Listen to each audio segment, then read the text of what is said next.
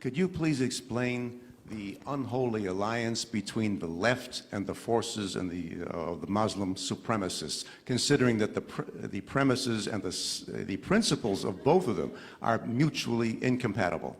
Okay, so they're not mutually incompatible to point A, they are to point B. What I mean is that it's a timeline. The left wants to tear down Western civilization because it thinks it's unequal.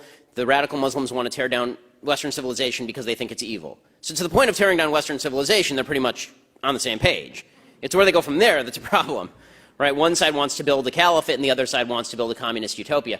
The reason that the left is routinely, and it's almost invariable, that the left ends up siding with the world's worst human beings in every situation is because, again, if you just go back to that fundamental leftist principle that equality of outcome is all that matters in life, that equality of outcome means that something just is happening, think about it. The real world is a place where God designed it this way.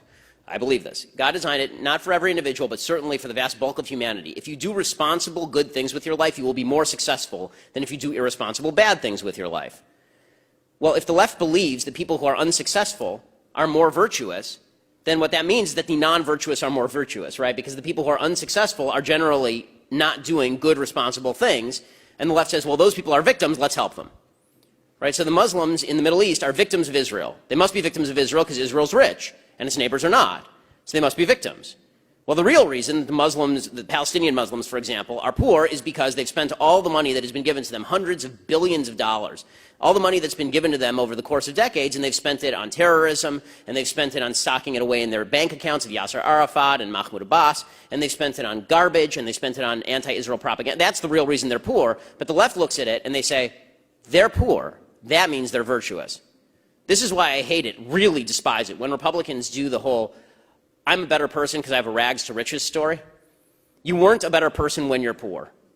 Okay, no one is a better person just because they're poor. By the way, no one's a better person because they're rich.